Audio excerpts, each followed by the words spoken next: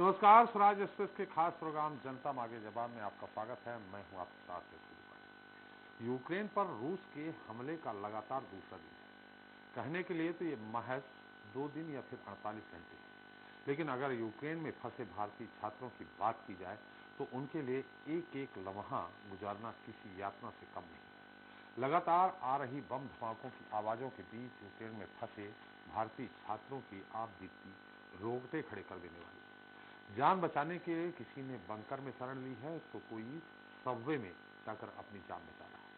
शांति की भूमि से युद्ध भूमि में बने यूक्रेन में फंसे छात्रों में से अधिकांश भूख और प्यास से तड़प रहे हैं। वैसे मेडिकल की पढ़ाई करने यूक्रेन गए इन छात्रों ने सपने में भी नहीं सोचा था कि एक दिन यूक्रेन की सरजमी पर उन्हें चिकित्सा शिक्षा की जगह युद्ध की सियाह भयावहता ओढ़े खून से लाल धरती देखने को मिली। यूक्रेन की धरती से उठी युद्ध की चीत्कार की गूंज भारत में भी गूंज रही है। विभीषिका के चलते फोन पर बात हो या न हो, यूक्रेन पढ़ने गए छात्रों के दिल के तार भारत में रहने वाले अपने परिजनों से सीधे जुड़े हुए हैं। इन छात्रों की सलामती के लिए उनके परिजन लगातार दुआ कर रहे हैं। ईश्वर से सभी की एक ही प्रार्थना है कि युद्ध के रक्त रंजित कोख से उनका लाल या लाडली सकुशल वतन लौट आए। युद्ध का दर्द क्या होता है, अपनों से मीलों दूर विषम हालातों में कैसे कटता है एक एक पल, कैसे अपनों की याद में बरबस ही बह निकलती है अश्रुधारा। इस मर्मस्पर्शी विषय पर ही आज हम चर्चा करेंगे और आज के इस मुद्दे को हमने नाम दिया है वार की विभीषिका।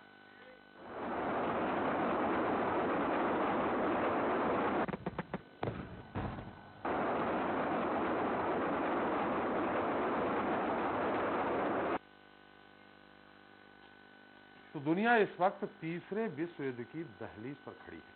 हालांकि महायुद्ध को रोकने के लिए भारत समेत तमाम देश प्रयास कर रहे हैं। रूस से लगातार ये अपील की जा रही है कि वो युद्ध को रोक दे ताकि ज्यादा तबाही न हो। इतना ही नहीं, प्रधानमंत्री नरेंद्र मोदी ने रूस के राष्ट्रपति व्लादिमीर पुतिन से बाकायदा फोन पर बात कर युद्ध को तत्काल रोकने की अपील की है।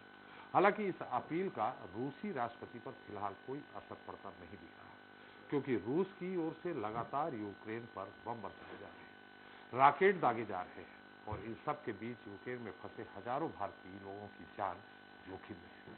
उन्हें समझ में नहीं आ रहा है कि वो इस युद्ध में कैसे अपनी जान बचा पाएंगे। आखिर भारत सरकार की ओर से छात्रों की वतन वापसी को लेकर जो कवायदे हुई हैं और जो की जा रही हैं वो कितनी कारगर है। चलिए इसे लेकर चर्चा शुरू करें और उन छात्रों का दर्द जाने जो फिलहाल यूक्रेन में फंसे हैं। उनके माता पिता क्या कह रहे हैं, आइए उससे पहले एक रिपोर्ट देखें।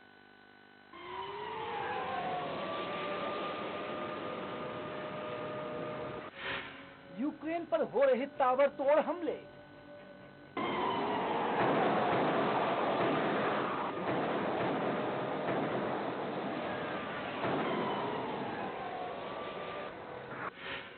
रूसी सेना लगातार बरपा रही कहर।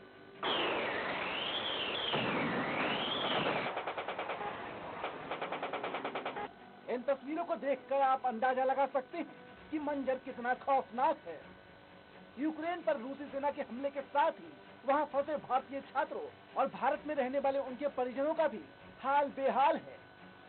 युद्ध भूमि में जहां छात्रों को साक्षात यम दिखाई दे रही हैं, तो वहीं उनके परिजनों की नींद उड़ी हुई है। आशंका और कुशंकाओं के बीच परिजन को अगर नींद आ भी जाती है तो बुरा स्वप्न जल्द ही उनकी नींद को तोड़ भी देता है। यूक्रेन पर रूसी हमले से पहले हिंदुस्तान के कई छात्र सुरक्षित भी लौटे हैं, लिहाजा उनका परिवार खुश है और चेहरे पर एक अलग ही सुकून नजर आ रहा है।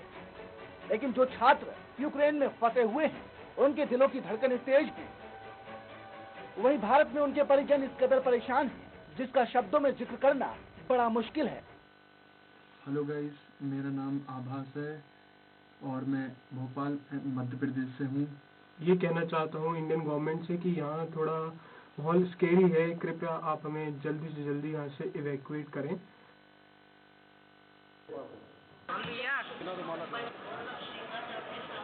हेलो, मैं स्टूडेंट हूँ खारकिव से, और जैसे कि यहाँ पे कंडीशन बहुत ज़्यादा ख़राब होती जा रही है, वॉर स्टार्ट हो चुका है, फ्लाइट भी बहुत बंद हो रही है, तो हमें कैसे भी करके इंडिया वापस जाना है, तो प्लीज़ कुछ आप अरेंज कीजिए।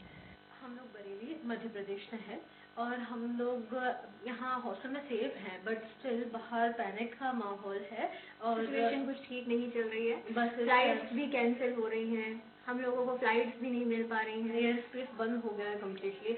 हम लोगों को घर जाने के लिए मेरी बस अपील है हमारे शिवराज सिंह चौहान की, कैसे भी हम लोगों को हेल्प करें, हमारा सपोर्ट करें, हम कैसे भी करके हमारे घर जल्दी पहुँचे। तो अपने छत्तीसगढ़ सरकार से यही अनुरोध है कि प्लीज़ छत्तीसगढ़ के स्टूडेंट जो भी यहाँ 150-200 टोटल यूक्रेन में होंगे, उनके लिए प्लीज़ कुछ कीजिए। अपनी सरकार से अभी तक कुछ ऐसा सुनने को नहीं मिला है कि हमको यहाँ से इवैक्यूएट या फिर कोई फ्लाइट आने वाली है अपने लिए। तो प्लीज़ सरकार से कुछ अनुरोध है, भूपेश बघेल सर जी से कि कुछ कीजिए हमारे लिए।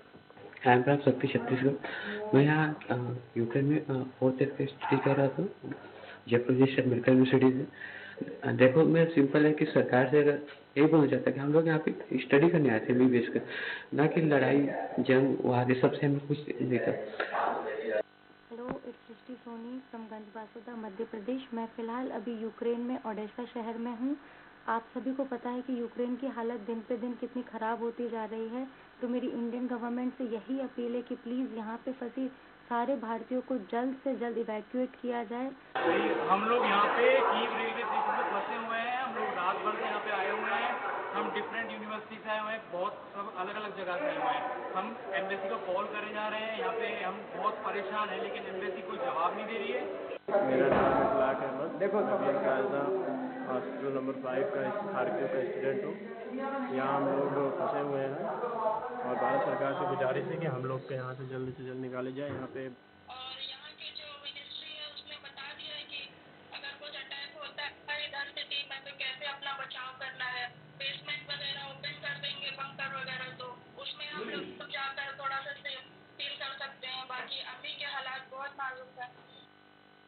और बताओ, कोई संकट नहीं विशेष में, कोई दिक्कत नहीं है ना विशेष? नहीं बाबा, अभी तो नहीं है दिक्कत। इस समय क्या स्थिति है वहाँ की? हाँ पापा, इस समय क्या स्थिति है? ठीक है पापा, चल रहा है वही। आपको बता दें कि रूस के अटैक ने यूक्रेन के बड़े हिस्से को जिस तरह से चपेट में लिया है, उसे देखते हुए भारत में रहने वाले उनके परिजन का चिंतित होना लाजमी है। हवाई हमलों की चपेट से यूक्रेन की राजधानी कीव के भी बुरे हाल हैं। शुक्रवार सुबह 7 बजे बड़े धमाकों से यूक्रेन की राजधानी कीव दहल उठी। लोग घरों, सबवे, अंडरग्राउंड शेल्टर में छुपे हुए हैं। खाने पीने से लेकर रोजाना की जरूरत की चीजों की भी कमी हो रही है। यूक्रेन के रक्षा मंत्रालय ने नागरिकों से कहा है वे रूसी सेना के उपकरणों के मूवमेंट के बारे में जानकारी देते रहें। इधर यूक्रेनी राष्ट्रपति व्लादिमीर ज़ेलेंस्की ने दावा किया है कि रूसी सेना कीव में दाखिल हो गई है। रूसी टैंक राजधानी से सिर्फ कुछ किलोमीटर दूर हैं। इन्हें रोकने के लिए यूक्रेनी सेना ने अपने ही 3 पुल उड़ा दिए हैं। ज़ेलेंस्की ने आशंका जताई है कि अगले 96 घंटे यानी 4 दिन में कीव पर रूस का कब्जा हो जाएगा। उन्होंने ये भी कहा है कि रूसी सेनाएं रिहायशी इलाकों को टारगेट कर रही हैं।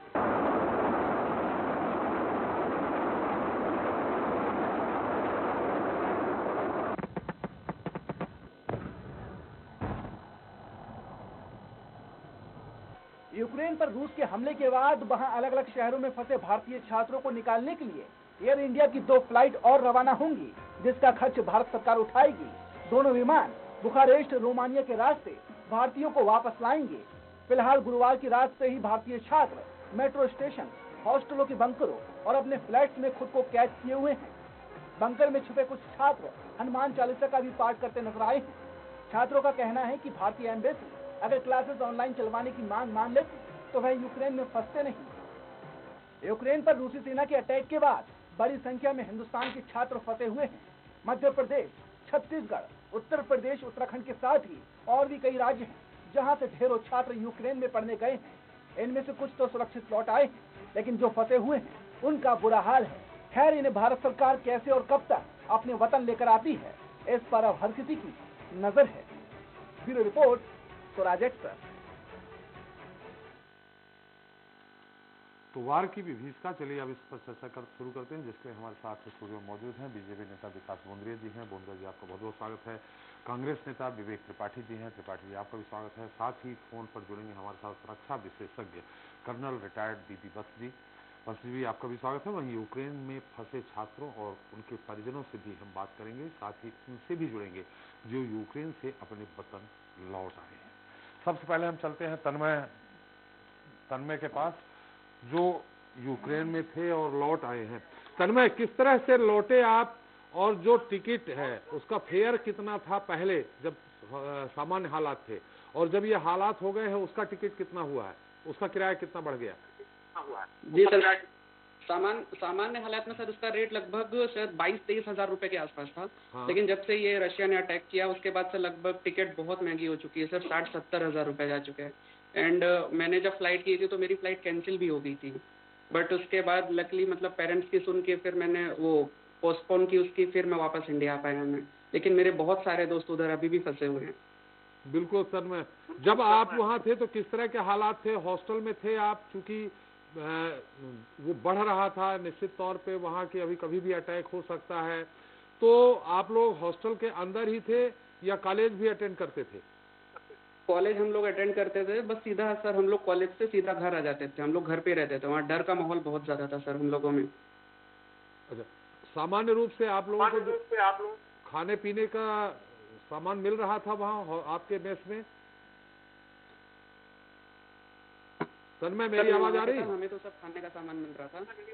जी जी सर, आ रही है आवाज। टीवी का वॉल्यूम बंद कर दे तन्मय। तन्मय, मेरी आवाज आ रही? तन्मय, मेरी आवाज आ रही? हमारे साथ हर्षित, मेरी आवाज आ रही है आपको? आ रही है मेरे को। हर्षित, आप कब आए और कितना फेयर दे करके लौटे? और जब आप लोग वहां थे तब निश्चित तौर पे जिस तरह से चिंता बढ़ रही थी, उसके बीच में आप लोगों ने वहाँ कैसे महसूस किया, क्या महसूस कर रहे थे? मैं 22 फ़रवरी को आया हूँ यहाँ पे। हाँ। और उसके पहले तक सब सही था। हाँ। बट उसके बाद से स्थिति बहुत ज्यादा डिटेरियोरेट होने लगी। हाँ। और मुझे 22 फ़रवरी को पता चला कि यूक्रेन का एक पार्ट इन्वेड कर लिया गया है रशिया द्वारा। उसके बाद फिर जब इंडिया फ्लाइट पहुंची तब पता चला कि यूक्रेन ने कीव पे भी एयर स्ट्राइक करा है और आसपास की काफ़ी सारी स्टेट्स पे करा है। और विनित्सा, जहाँ पे मैं रह रहा था, विनित्सा मेडिकल यूनिवर्सिटी से मैं अपना MBBS कर रहा था, वहाँ से 10 किलोमीटर पे भी ब्लास्ट हुआ है।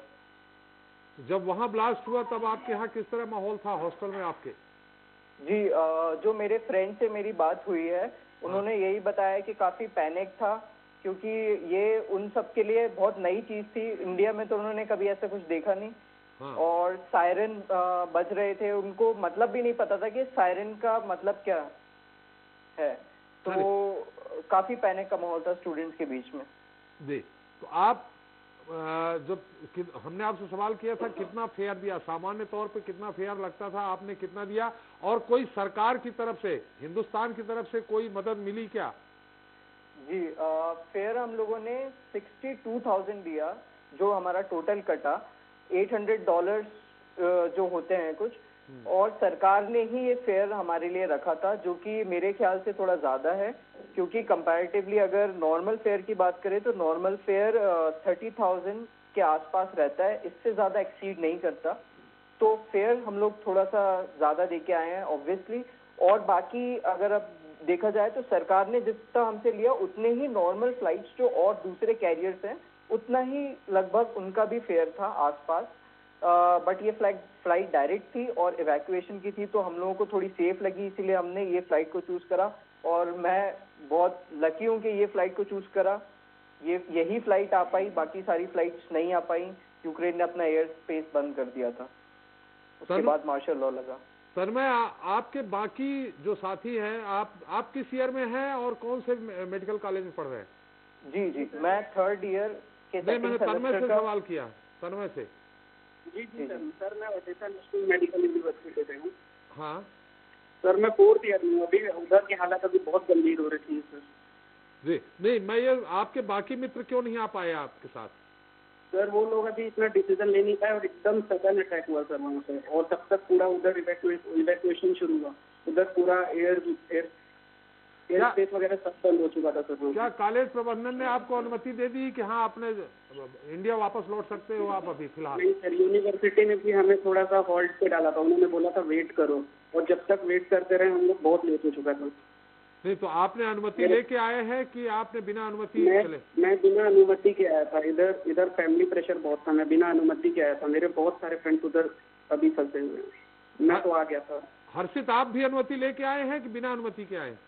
जी सर, जब मैंने फ्लाइट की टिकट बुक कराई, मैं काफ़ी लेट बुक कराई है, तब तक यूनिवर्सिटी का नोटिफिकेशन आ चुका था कि आप जा सकते हैं। उसी दिन आया नोटिफिकेशन जिस दिन मैंने टिकट बुक कराई, तो आप ये कह सकते हैं कि मैं बिना अनुमति के आया हूँ, क्योंकि उसी दिन आया है, उसके पहले ही मैंने करा लिया था टिकट।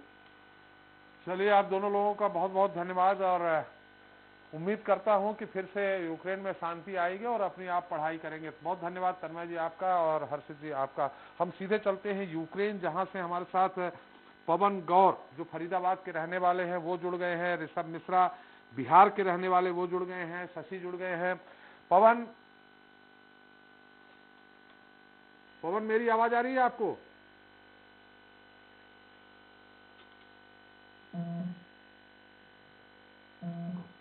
पवन, आप इस वक्त कहां पे हैं?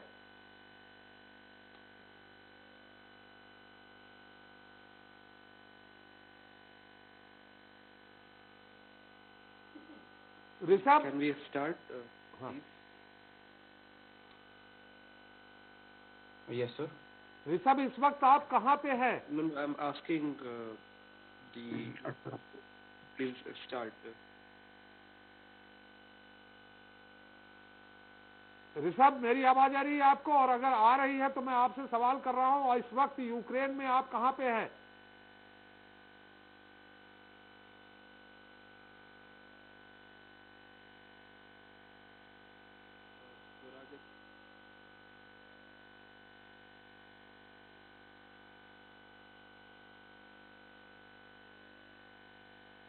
ऋषभ और पवन, आप दोनों लोगों से अगर मेरी आवाज आ रही है आपको, तो मैं ये जानना चाह रहा हूं यूक्रेन में इस समय आप कहां पे हैं?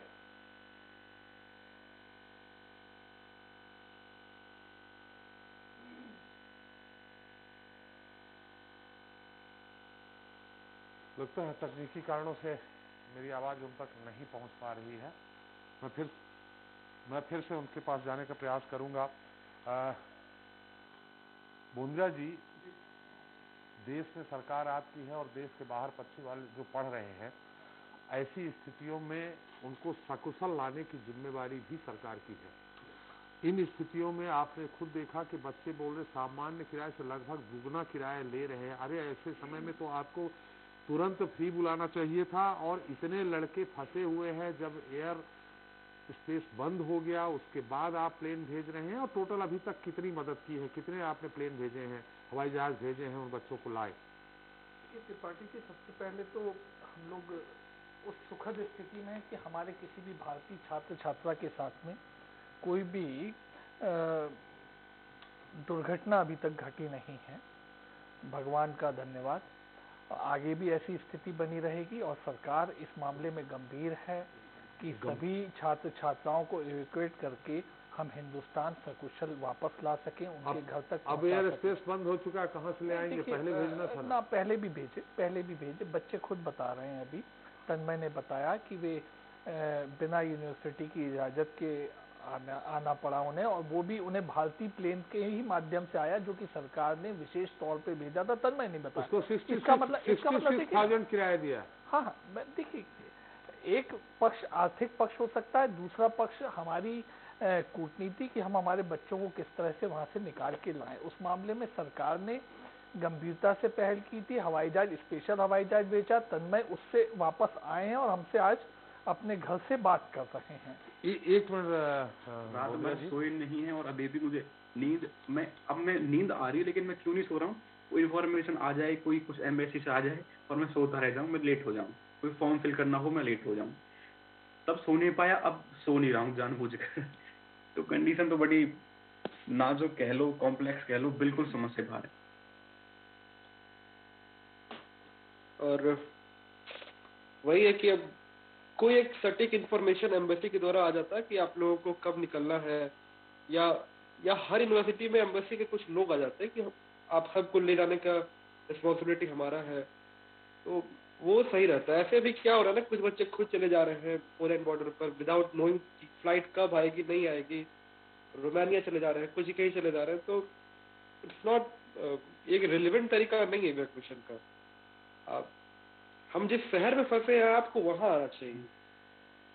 आप यहाँ जो भी यूनिवर्सिटीज है उसके जो मेन कोऑर्डिनेटर होते हैं, इंडियन रिप्रेजेंटेटिव होते हैं, आप उनसे कॉन्टैक्ट करके आप पूरे लिस्ट लेकर के कि कितने बच्चे हैं, फर्स्ट ईयर में कौन है, सेकंड ईयर में कौन है, उनको आप जैसे जो फर्स्ट ईयर में आप उनको निकाल दीजिए पहले, क्योंकि वो भी नए नए हैं यहाँ पर। तो ये काम होना चाहिए। ऐसा नहीं होना चाहिए कि बस आपके लिए हम फ्लाइट अरेंज कर रहे हैं रोमानिया से, स्लोवाकिया से, आप कैसे भी आइए। ये कोई तरीका नहीं है जी। अभी हालात ये है पवन भैया कि आपको भी पता है कि एटीएम से पैसे निकल रहे हैं। नहीं। तो पैसे निकल नहीं रहे हैं, आप अब उम्मीद कर रहे हैं कि हम 9,000 ग्रेविन दे करके 30,000 35,000 रुपए दे करके हम टैक्सी बुक कर कहाँ से हम कर पाएंगे, पैसे निकल नहीं रहे। बिल्कुल सही बात है। अब मैं बता, मेरे साथ ये इंसिडेंट हुआ कि मेरी फ्लाइट थी 24 तारीख को, मतलब कल की मेरी फ्लाइट थी। अब कॉमन सी बात है, एक बंदा जिसकी कल फ्लाइट हो वो रात को जेब में रख के 50 लाख या 10 लाख लेके जेब में नहीं सोएगा। उसे पता है कल घर जाना है। वो सारा मैंने अपना एडजस्टमेंट किया, सारा लगेज वगैरह खरीदना सारा कुछ मैंने करके मैं रेडी बैठा था। मेरी जेब में सिर्फ 2,000 ग्रेविन थे, इंडिया के हिसाब से 5,000 5,500 रुपये, और इतने ही मेरे हिसाब से काफ़ी थे, बहुत ज़्यादा थे उस हिसाब से भी। अब मुझे बताओ, अचानक से मुझे सामान खरीदना पड़ा, यहाँ के खाने पीने का सारा कुछ। मैं चेंज हुआ फ्लाइट से, मैं हॉस्टल में आया, यहाँ में मुझे देने पड़ेंगे एक्सपेंसेस।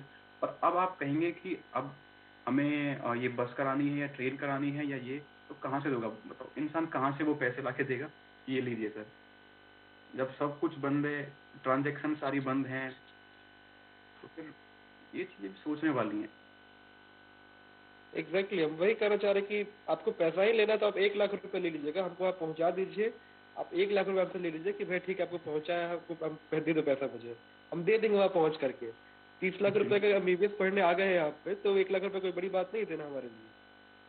लेकिन अभी इस सिचुएशन में आप कहाँ से हम दे पाएंगे पैसा आपको?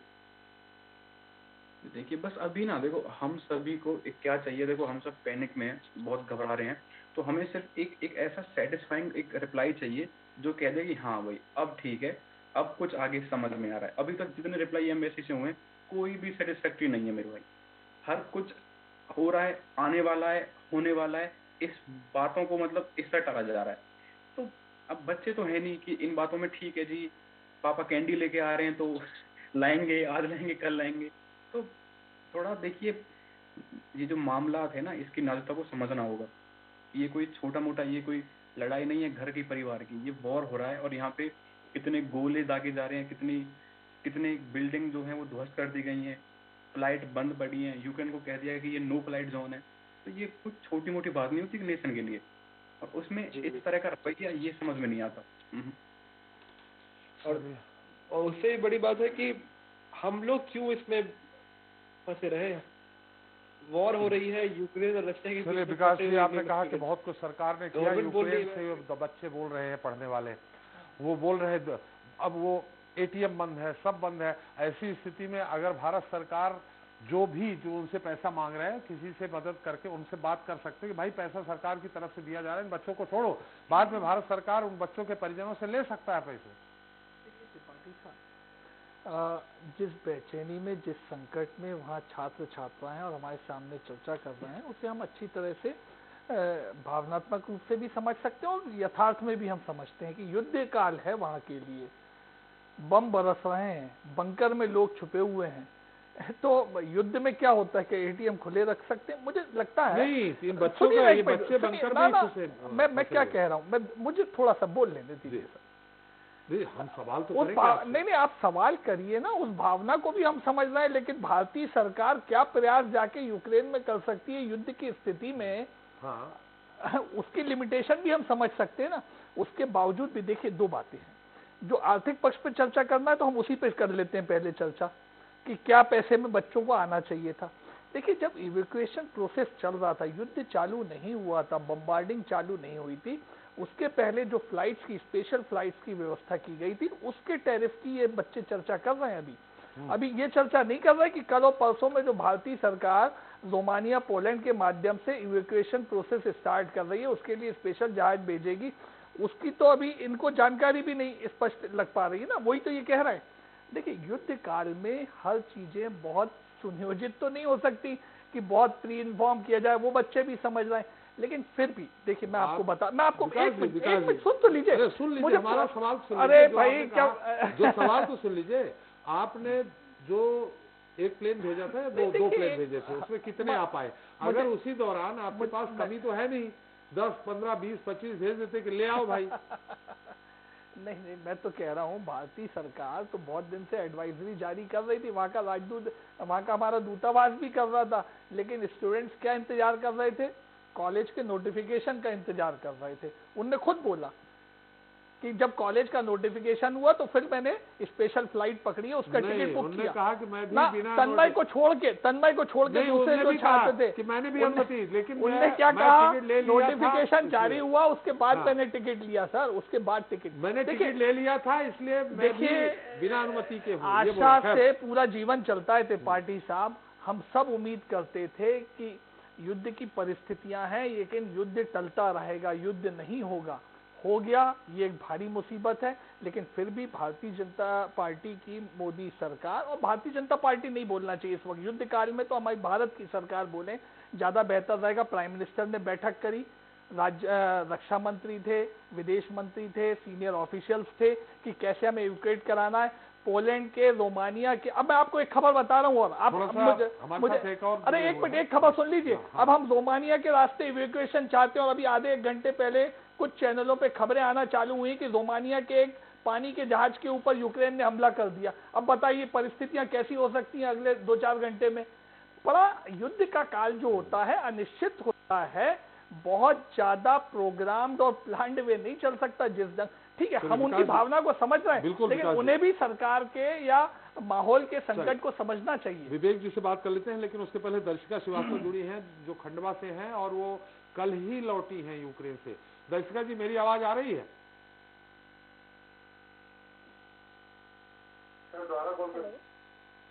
दर्शिका जी, मेरी आवाज आ रही है आपको? हाँ जी सर, मैं आपको सुन सकती हूँ। दर्शिका जी, कब आई हैं आप? जी मैं कल आई इंदौर से खंडवा अपने घर। नहीं, यूक्रेन से कब चली? जी मैं यूक्रेन से 21 फरवरी को चली थी। हाँ। और मैं दिल्ली 23 को पहुंची हूँ, और फिर मैं इंदौर से अपने घर आई हूँ। मेरे साथ सरकार के भी एक प्रतिनिधि बैठे हुए हैं। मैं ये जानना चाहूंगा कि आप सामान्य तौर पे जो टिकट देते थे, जो टिकट फेयर लगता था, और अभी जो दे करके आए उसमें कितना अंतर है? सर एक्चुअली मैं आपको सुन नहीं पा रही हूँ, यहाँ पे काफी आवाज हो रही है। एक मिनट, एक बार मैं फिर सवाल कर रहा हूँ आपसे। जी दर्शिका जी, आप कितना फेयर, आप जो वहां से चली यूक्रेन से इंदौर तक, आपको कितना फेयर लगा है, कितना किराया लगा है? जी सर मुझे अराउंड 70,000 लग चुके हैं अभी तक, फ्रॉम कीव टू इंदौर तक मुझे 70,000 लग चुके हैं सर। और पहले कितना लगते थे जब सामान्य स्थिति थी तब? सर नॉर्मली सर 25 से 30,000 लगते थे, और पर सर अभी सिचुएशन ऐसी थी तो 70,000 लगे सर मुझे। तो इंडिया की ही फ्लाइट होगी ना जिससे आप आई हैं? जी नहीं सर, मैं इंडिया की फ्लाइट से नहीं आई हूँ सर। इंडिया की फ्लाइट 22 को थी, मैं 21 को निकली थी वहाँ से, फ्लाइट दुबई से। चले, वहाँ कुछ बता सकती है वर्तमान में? खैर युद्ध तो अभी 2 दिन से चालू हुआ है, वहाँ वर्तमान में स्थिति क्या थी जब आप थे, और आपके जो मित्र नहीं आ पाए हैं वो क्यों नहीं आ पाए? सर अभी तो सिचुएशन काफी ज्यादा खराब है, पर जब मैं वहाँ पे थी तो सब इतनी इतना पैनिक मोड नहीं था वहाँ पे। सब लोग नॉर्मल आधे लोग सोच रहे थे वहाँ से निकलने का, और कुछ लोगों ने ऑलरेडी अपनी टिकट्स कर ली थी बुक 24-25 फरवरी की। पर सर अभी तो सिचुएशन बहुत ज़्यादा ख़राब है वहाँ पे। और सर अभी जितने भी बच्चे मेरे जो जितने भी फ्रेंड्स हैं उनकी टिकट जितनी भी हुई थी 27-26 की कुछ लोगों की टिकट्स हुई थी वो सारी कैंसिल हो गई, क्योंकि वहाँ पे इमरजेंसी लग चुकी है। तो हाँ, मेरी उन लोगों से बात हुई तो उन्होंने बताया कि हमारी सारी फ़्लाइट कैंसिल हो गई है और अब उनके पास कोई ऑप्शन नहीं है, तो फिर अभी वो लोग वहीं पर फंसे हुए हैं।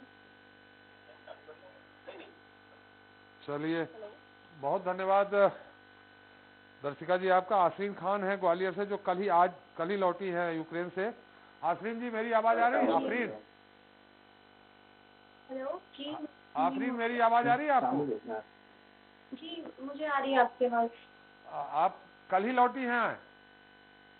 जी हाँ, मैं कल ही लौटी हूँ यूक्रेन से। आपकी वहाँ बात हो रही, आपके जो फ्रेंड्स और होंगे, क्या किसी से बात हो रही है? जी, मैं अपने फ्रेंड्स के कांटेक्ट में हूँ, उनको डेली कॉल कर रही हूँ, डेली मैसेज करती हूँ कि क्या सिचुएशन है, मुझे अपडेट्स देते रहें। तो यही कह रहे हैं कि जो जहाँ है वो वहाँ है और सिचुएशन बहुत ख़राब हो सकती है, हो रही है ऑलरेडी, और वॉर का है सिचुएशन, कुछ नहीं कह सकते आगे क्या होगा। तो वो भी डरे हुए हैं, उनको आना है, अपने पेरेंट्स के पास आना है।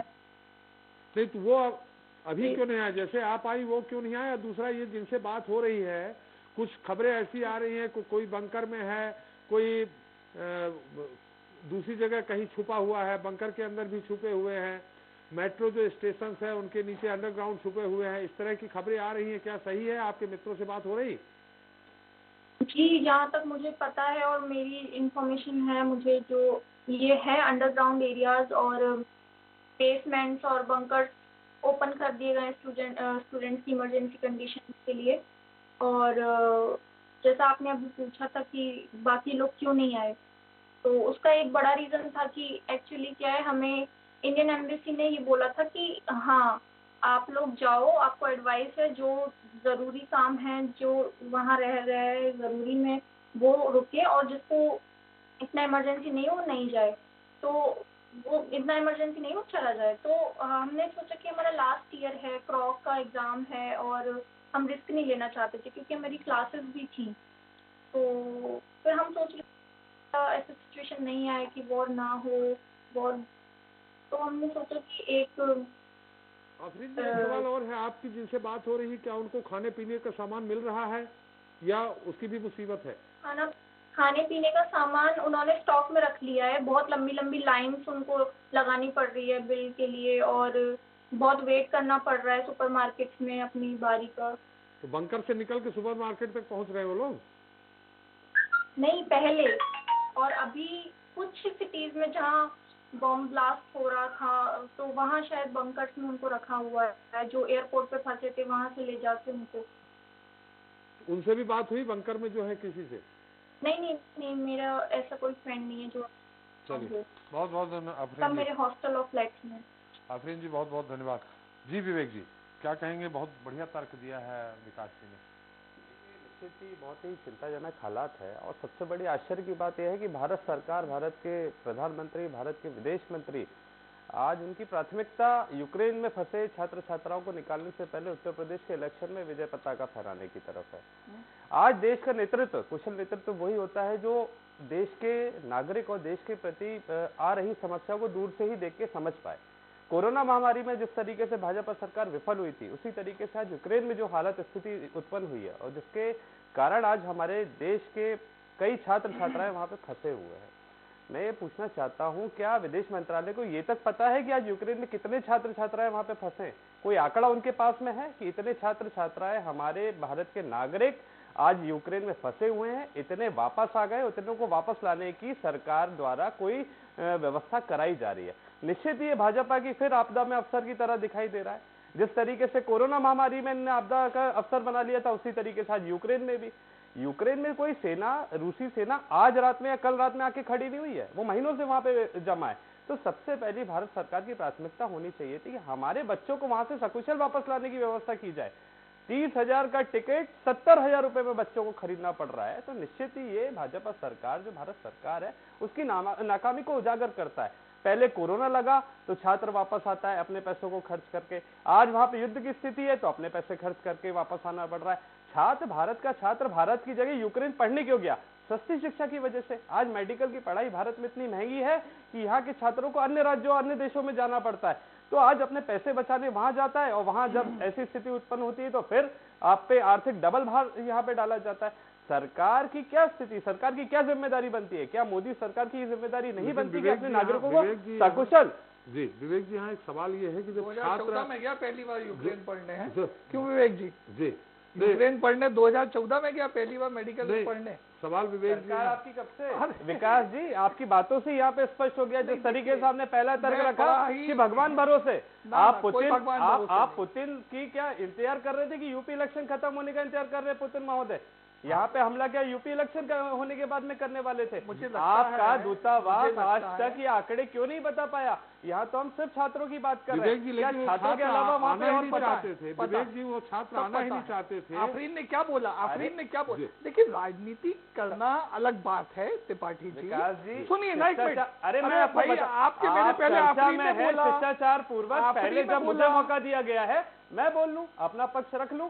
जब आपको बोलने का मौका मिला था तो आप भगवान भरोसे बात कर रहे थे कि भगवान भरोसे, भगवान का लाख लाख शुक्र है कि भारत के नागरिक सकुशल है। आप क्या थे? 70,000 रुपए देके आई है, 70,000 रुपए देके आई है। 30,000 रुपए का किराया लगता था, 70,000 रुपए देके आई है। किसको देकर आई है? जो एयरलाइन आपने बेच दी या गिरवी रख दी। भारतीय एयरलाइन जिस तरीके से आप बेचे जा रहे, बचा के रख लेते इन स्थितियों का सामना करने के लिए कि अपने नागरिकों को सकुशल वापस लाने के लिए अगर उनसे पैसा लेना पड़ रहा है तो क्या है आपकी सशक्त सरकार? क्या यही वही सरकार है कि अपने नागरिकों से दुगना यहाँ पे दाम वसूल के आप अपने नागरिकों को वापस? विकास जी हमारे पास आएंगे, हमारे साथ कर्नल वी बस जी जुड़ गए हैं, रक्षा विशेषज्ञ। बस साहब, आपका बहुत बहुत स्वागत है हमारे इस खास कार्यक्रम में। जय हिंद, जय हिंद, नमस्कार। जय हिंद, नमस्कार।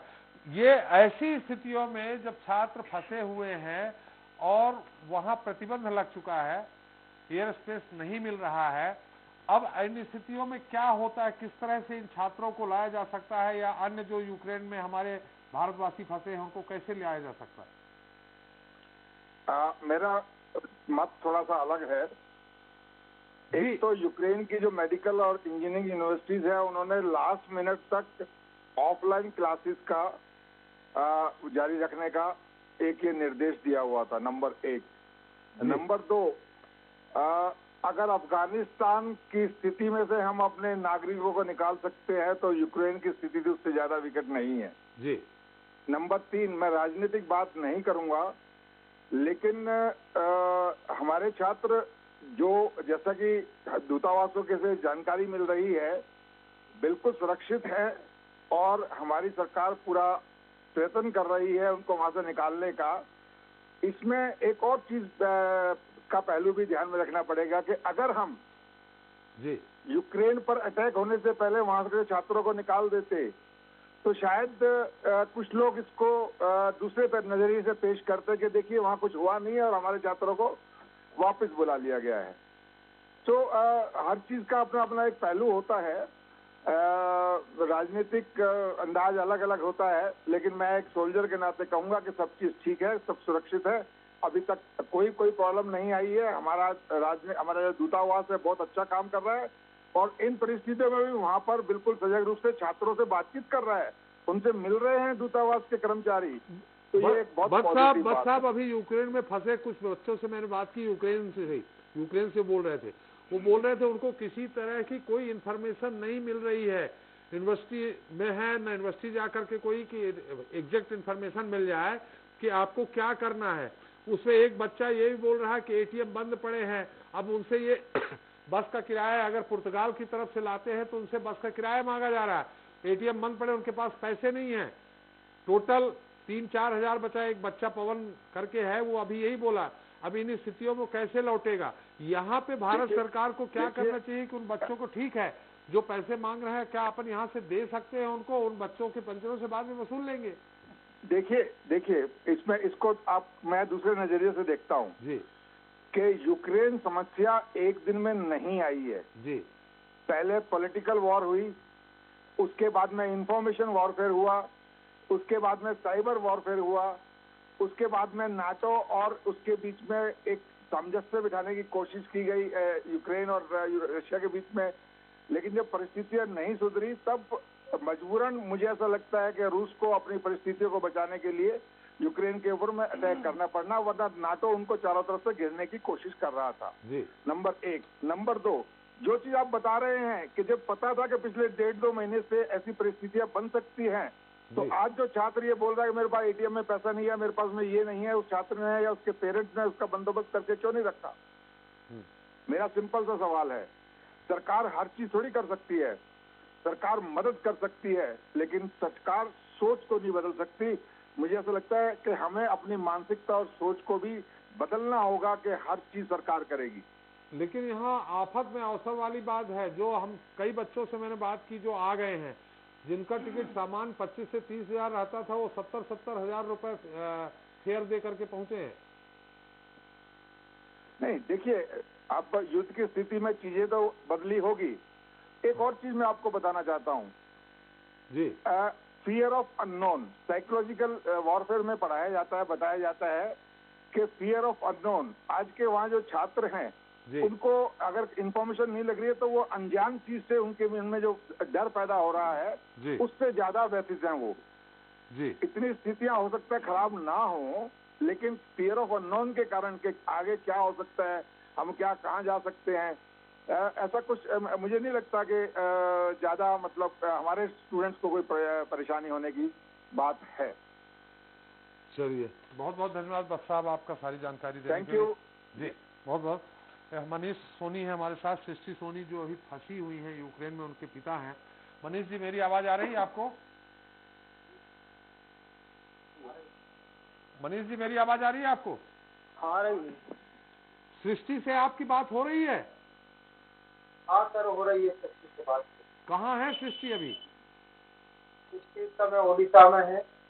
नहीं, और मतलब वो अपने हॉस्टल में है या कहीं अन्यत्र उनको छुपाया गया है, सरकार के द्वारा बंकर भेजा गया है, कहाँ अभी वो अपने पर्सनल हॉस्टल में, उसमें फ्लैट में है। अच्छा, फ्लैट में है जी। खाने पीने का सामान इकट्ठा कर रखा है उनने? जी, कर रखा है सर। और उनके और फ्रेंड्स, उनसे भी बात होती होगी? सृष्टि के कई लोग हैं कि अकेली सृष्टि फंसी है फ्लैट में? नहीं सर, वो 12 से 15 लोग हैं। जी। तो वो क्यों नहीं आ पा रही, क्या बताया उन्होंने? उन्होंने सर, अब उसकी फ्लाइट अभी 5 मार्च की थी पहले। हाँ। तो उसके बीच में ये हादसा हो गया, तो फ्लाइट कैंसिल हो गई। अब उनको बताया गया एम्बेसी द्वारा कि आप अपने सामान को पैक कर लिया और अपने पासपोर्ट को आप ओपन रख लीजिए, आपको बॉर्डर तक सुरक्षित पहुंचाया जाएगा, उसके बाद भारत सरकार के द्वारा आपको इंडिया पहुंचाया जाएगा। तो उसमें कहा यह जा रहा है, अभी मैंने यूक्रेन में फंसे एक छात्र हैं पवन, उनसे बात की, उन्होंने कहा कि उसका टिकट का पैसा मांगा जा रहा है। अब हमारे पास एटीएम बंद है तो पैसा है नहीं, क्या सृष्टि के पास है? पैसा तो नहीं है सर, क्योंकि एटीएम इस समय क्लोज है। तो उसका किराया मांगा जा रहा है बस का? हाँ, बस का किराया मांगा जा रहा है। उन्होंने बोला है कि किराया आप अपने हाथ में कैश में रखें। लगभग 800 ग्रेविन के उससे बस हो रही है। उनके पास है, सृष्टि के पास इतना पैसा? पैसा सर है, लेकिन अकाउंट में है, एटीएम से निकल नहीं पा रहा। तो फिर कैसे आएंगी? अब सर प्रयास कर रही हैं कि अभी आज एक एटीएम चालू हुआ था, लेकिन अधिक लोड की वजह से वो उसका केस खत्म हो गया। चलिए मनीष जी, बहुत बहुत धन्यवाद आपका। आप बोलिए विकास जी, आप कुछ कहना चाह रहे हैं? 2-3 बातें मुझे समझ में आ रही हैं। एक तो आपका टिकट के प्रति चिंता जाहिर करना कि 30,000 का टिकट 60-70 हजार का हो गया। देखिए, सभी एयरलाइंस का हुआ है वहाँ पे टिकट, और भारतीय जो फ्लाइट गई है वो तो स्पेशल फ्लाइट गई है, खाली गई है, वापस आ रही है। ये कब की बात कर रहे हैं हम? 23 तारीख से पहले की बात कर रहे हैं, युद्ध शुरू होने के पहले की बात। तब एक इवैक्यूएशन एक जनरल प्रोसेस था जो सेल्फ फाइनेंसिंग आधार पे ही होना चाहिए। जब वहाँ सेल्फ फाइनेंसिंग स्टडी के लिए लोग गए तो सेल्फ फाइनेंसिंग, लेकिन अब आज परिस्थिति बदल गई है। आज देखिए क्या हुआ है, रोमानिया में जो भारतीय दूतावास है उसकी टीम यूक्रेन बॉर्डर पे आ गई है। वहाँ से कीव की दूरी 12 घंटे की है। कोशिश किया जा रहा है कि कीव से बच्चों को यूक्रेन रोमानिया की बॉर्डर तक लाया जाए, वहां से उन्हें फ्लीट के जरिए बुखारेस्ट के एयरपोर्ट पे लाएंगे और वहां से कल सुबह उन्हें फ्लाइट मिल सकती है। भारतीय सरकार अपने सब प्रयास कर रही है। देखिए, अगर रुपए की व्यवस्था है तो रुपए लिए जाएं, क्या खराब बात है, और नहीं होगी तो ऐसा नहीं है कि छोड़ के आया जाएगा। मुझे ना अरे स्वाभाविक है, ये स्वाभाविक बात है त्रिपाठी साहब, ऐसा थोड़ी किसी को छोड़ के आया जाएगा। सबकी सिक्योरिटी के लिए एम्बेसीज होती हैं, और कोई ये पहला वक्त नहीं है। हमने चीन से लेके आए बच्चों को, तब कैसे लेके आए, अफगानिस्तान से लेके आए, तब कैसे लेके आए। तो ये एक देखिए, युद्ध शुरू होने के पहले की स्थिति अलग होती, बाद की स्थिति अलग होती। तो मुझे लगता है कि ये बात मैं समाधान कर सका हूँ। जहां तक फ्लाइट की बात है, अब स्पेशल फ्लाइट जाएगी अगर, तो बताइए आप, खाली फ्लाइट जा रही है और सीधी वापस आ रही है, तो भरी फ्लाइट इस समय यूक्रेन का है, किस बात को लेकर जाएगी? यही तो मैं कह रहा हूँ। तो ये कब की बात है? ये 22 की बात है, ये 22 तारीख की बात है, जब युद्ध चालू नहीं हुआ था। इवैक्यूएशन के लिए टिकट क्या बोला अभी वो साहब ने कि 5 मार्च का बुक किया हुआ था उन्होंने, लेकिन अब फ्लाइट कैंसिल हो सकता है 5 मार्च को तो दोबारा ही चालू हो जाए। अच्छा, दूसरी बात जहाँ तक है, हम लोग शायद बेहद चिंतित हैं। तो पकड़ ली। अब हम लोग क्या कह रहे हैं? ये बोल रहे हैं कि एटीएम बंद है, उनके पास पैसा नहीं है, प्रयास कहाँ से हो रहे हैं? इसका कोई रास्ता है? भारतीय दूतावास कर रहे हैं ना, सबके गूगल फॉर्म भरवाए गए हैं, सबसे जानकारी ली गई है कौन कहाँ स्टेशन है, वहां से कैसे यूक्रेन की बॉर्डर उन्हें क्रॉस कराई जाए, ये सब इंतजाम चल रहा है। वो अब यूक्रेन में बैठे 2 लोग बोल रहे हैं, 2 छात्र, कहाँ बोल रहे हैं? वो तो कह रहा है मुझे कोई जानकारी नहीं है एम्बेसी से, कोई इन्फॉर्मेशन नहीं है। जो उसका नाम रजिस्टर करवा लिया गया, अब जो जहाँ से जिसको इवैक्यूएट करना होगा उसी वक्त इन्फॉर्मेशन दी जाएगी। 18,000 छात्र छात्राओं को इवैक्यूएट कराने की तैयारी है। अब वो एक तो अकेला है नहीं बनता। मुझे लगता है देखिए, संवेदनशीलता से हमें सोचना चाहिए, काम करना चाहिए। लेकिन अब आप ये कह दें कि साहब बंकर में बच्चे हैं और त्रिपाठी जी इसलिए चिंतित हो जाए हमारे भाई अभी कि साहब बंकर में तो टॉयलेट्स की कमी है। अबे यार, युद्ध काल है भैया विवेक भाई, और युद्ध काल के वक्त में आप एक युद्ध, राजनीतिक युद्ध चाहते हैं सरकार के खिलाफ में, चूंकि आप प्रतिपक्ष में, उस जंग की आपने बातें रख दी है।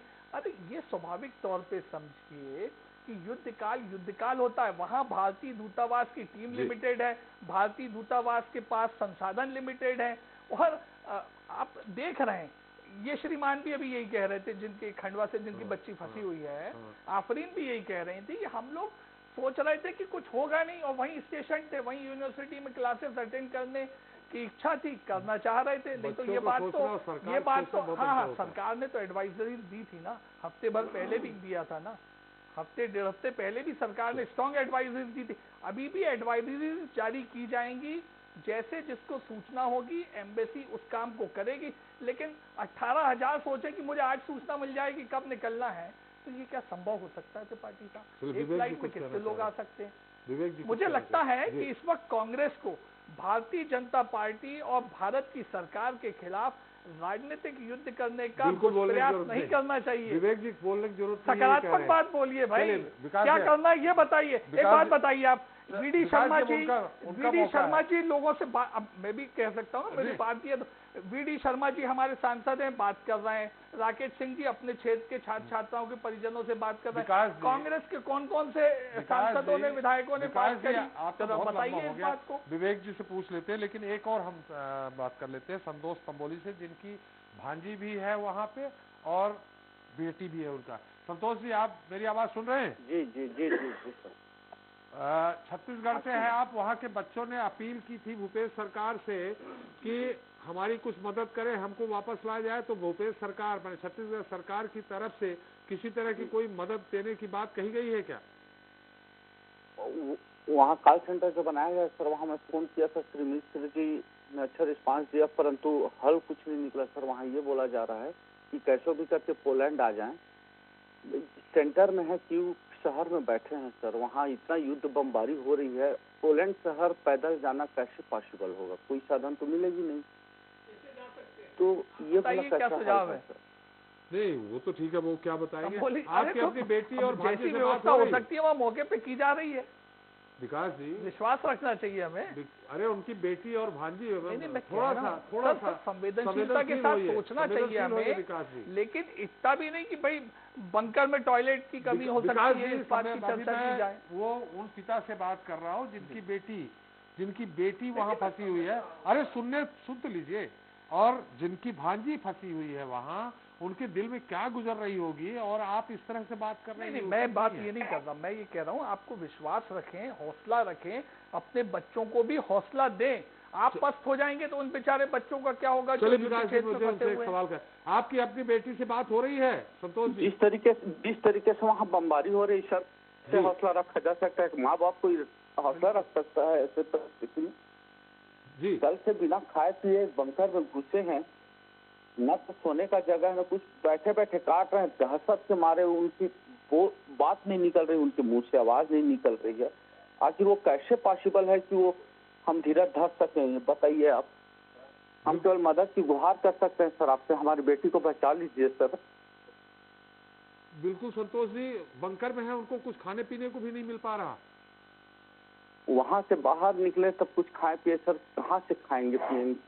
विद्यालय सर, कोई घर होता तो टैंक को भंडार करके रखते थे, स्टोर करके रखते, बट ऐसा तो कुछ नहीं। विद्यार्थी है, सब नॉर्मल लग रहा था, अचानक से अटैक हुआ और ये सब सिचुएशन आपके सामने। कब बात हुई अपनी बेटी से आखिरी बार?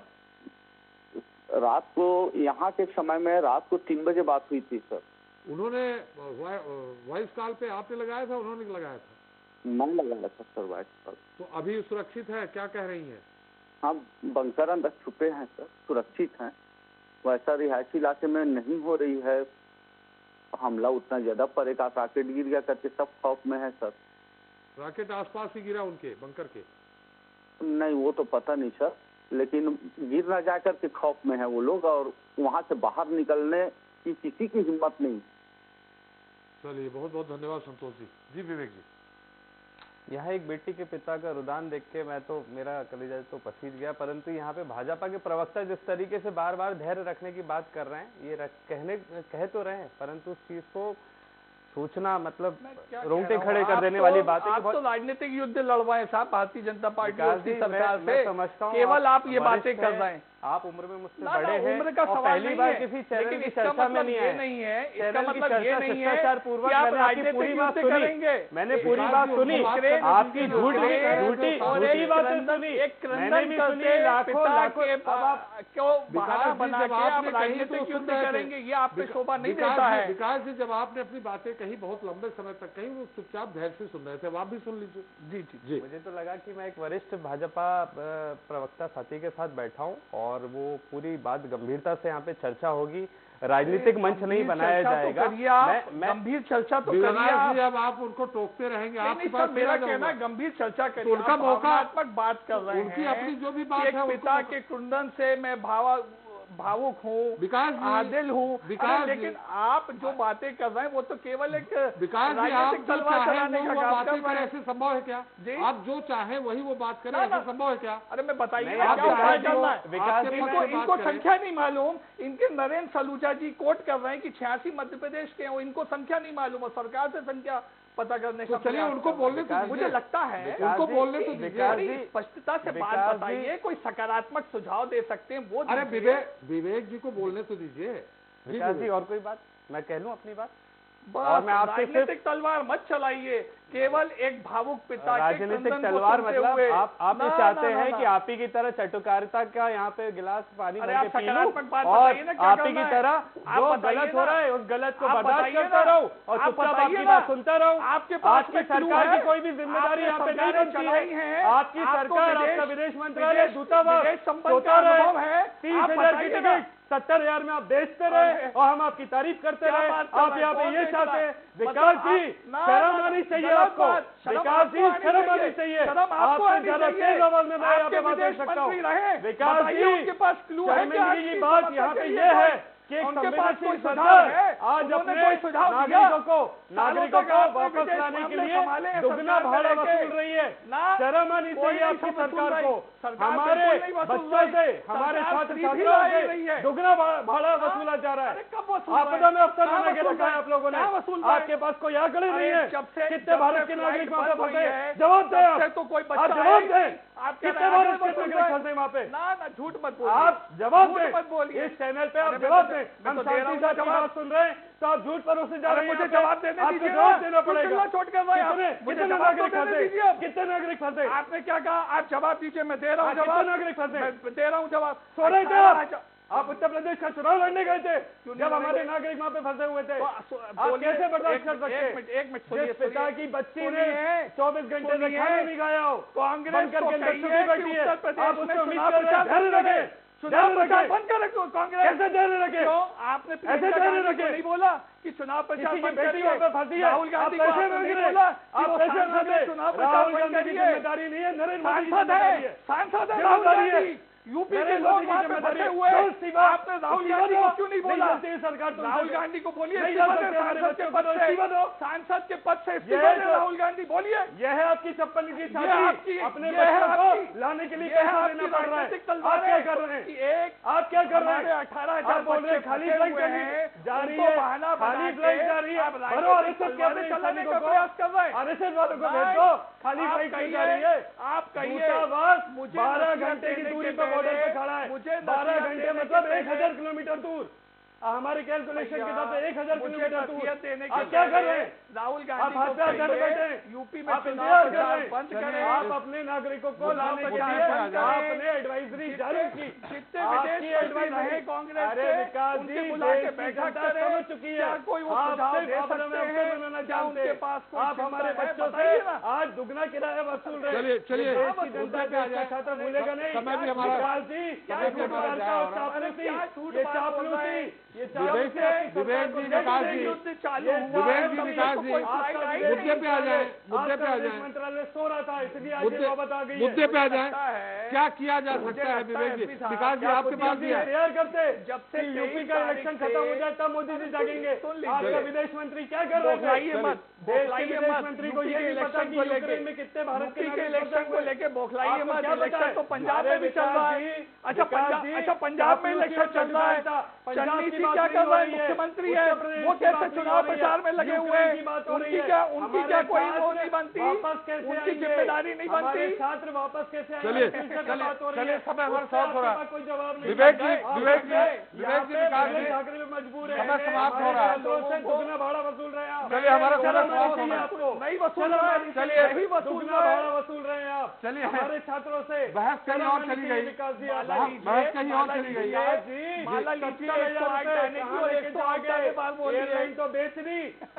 चलिए, मुद्दा कहीं और चला गया, मेरा समय भी समाप्त हो गया। विवेक जी बहुत बहुत धन्यवाद। विवेक जी आपका बहुत बहुत धन्यवाद। विकास जी आपका, तो ये मुद्दा विकास भटक जी, जाएगा। विवेक जी दोनों का धन्यवाद हमारे साथ जवाब मांग रहे हो। चर्चा में शरीक होने के लिए।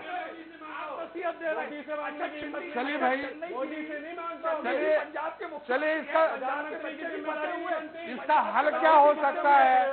हल क्या हो सकता है? इस मुद्दे पे बात करें।